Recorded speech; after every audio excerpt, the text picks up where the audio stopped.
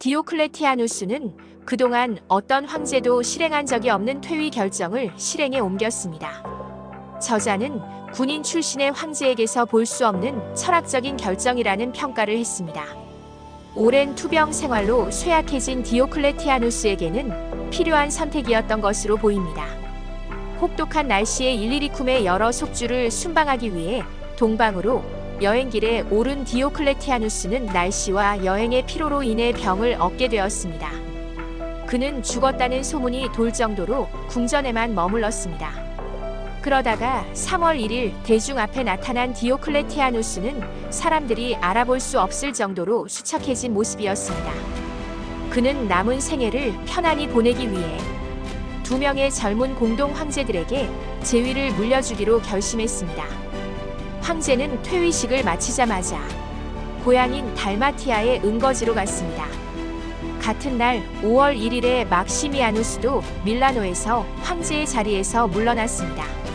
사실 막시미아누스는 퇴위할 마음이 전혀 없었지만 디오클레티아누스와의 약속 때문에 어쩔 수 없이 퇴위한 후 루카니아의 별장에서 은거했습니다. 디오클레티아누스는 사망하기 전 마지막 9년 동안은 평범한 시민으로 시간을 보냈습니다. 그가 유유자적한 농가 생활을 즐기고 있을 때 막시미아누스로부터 둘이서 다시 통치권과 황제의 자리를 장악하자는 간청을 담은 편지를 받았습니다. 이에 디오클레티아누스는 자신이 재배한 양배추를 그가 직접 볼 수만 있다면 자신에게 그런 행복을 포기하라고 하지는 못할 것이라는 말을 담담하게 했다고 합니다. 디오클레티아누스가 종종 했던 말에서 통치의 고단함을 느낄 수 있습니다. 4명의 대신들이 자신들의 이익을 위해 결탁해서 군주를 속이려고 하는 일이 얼마나 많은지 높은 지위에 올라 사람들로부터 격리되면 진실이 감춰져 군주 스스로는 알 수가 없게 된다네. 그는 오직 신하들의 눈을 통해서만 볼 수 있고 그들이 날조한 거짓말밖에 들을 수 없게 되지. 그는 가장 중요한 직책을 악하고 나약한 자들에게 수여하고 신하들 가운데 가장 덕망 높고 유능한 사람들에게 치욕을 안겨주기도 한다네. 이처럼 수치스러운 술책 때문에 아무리 훌륭하고 현명한 군주일지라도 이해타산적이고 타락한 신하들에게는 속아 넘어가게 되는 것이라네. 디오클레티아누스의 말년에 사위이자 동방의 정제 황제였던 갈레리우스가 사망하자 그 자리를 리키니우스가 강제로 차지했습니다. 위협을 느낀 디오클레티아누스의 외동딸 발레리아와 아내 프리스카는 리키니우스와 대적하던 막시미누스 다이아에게 의탁했습니다. 막시미누스 다이아는 자신의 입지를 공고히 하기 위해 발레리아에게 청혼했으나 거절당했기 때문에 그녀와 그녀의 어머니를 감옥에 가두었습니다.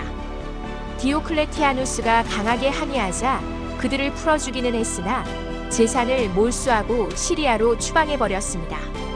그 후 리키니우스가 막시미누스 다이아를 무찌르자 발레리아와 프리스카는 리키니우스에게 의탁하려고 했으나 그는 오히려 그 둘을 죽이려고 하였고 도망 다니던 그들은 테살로키니에서 15개월간 숨어 지냈으나 결국 참수형에 처해졌습니다. 한때 로마 제국을 호령했던 디오클레티아누스로서는 치욕적인 사건이었고 깊은 마음의 상처를 입었습니다.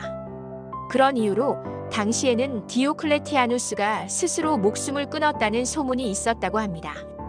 디오클레티아누스는 달마티아 속주인 살로나에서 여생을 보냈는데 살로나에서 6 또는 7마일 떨어진 곳에 웅장한 궁전을 건설한 것으로 보아 그가 이미 오래전부터 퇴위를 준비해왔다는 것을 알 수 있습니다.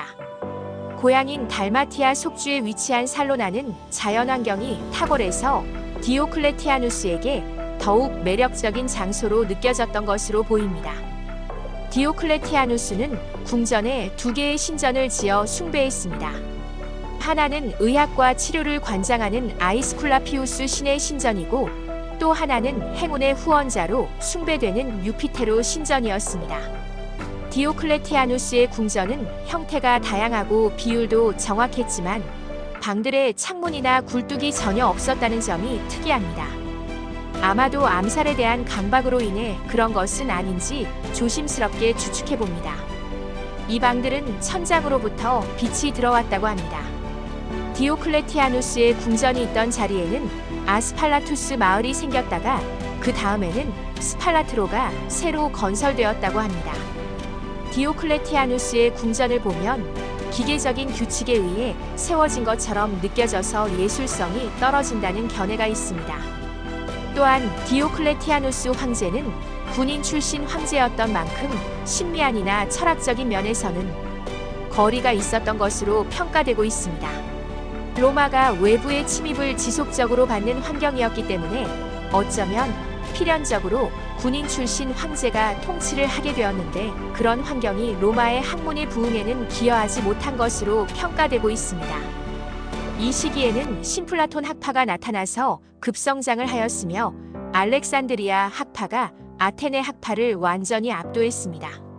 신플라톤 학파는 윤리학, 자연과학, 수학 등 인간의 상황과 능력에 적합한 학문 등은 모두 무시했고 형이상학에 관한 논쟁으로 에너지를 소비했습니다. 또한 눈에 보이지 않는 세계의 비밀을 탐구하려 시도하는 과정에 아리스토텔레스와 플라톤의 학설을 양립시키려고 노력했다고 합니다. 그런데 그들의 그런 노력은 정작 당사자인 아리스토텔레스와 플라톤도 전혀 알지 못했던 문제들에 적용시키려 했다는 것입니다. 그들은 공허한 망상에 빠져 철학 연구를 마법에 대한 연구로 바꾸어 놓았습니다. 옛 철학자들은 대중적인 미신을 비판했지만 신플라톤 학파의 제자들은 알레고리라는 공허한 거칠애로 감추면서 미신을 열렬히 옹호했다고 합니다. 신플라톤 학파는 학문의 역사에서는 비중을 차지하지 않지만 교회사에서는 자주 언급되는데 초기 기독교 신학자들이 교리와 신학을 정립할 때 이들의 도움을 받았기 때문입니다.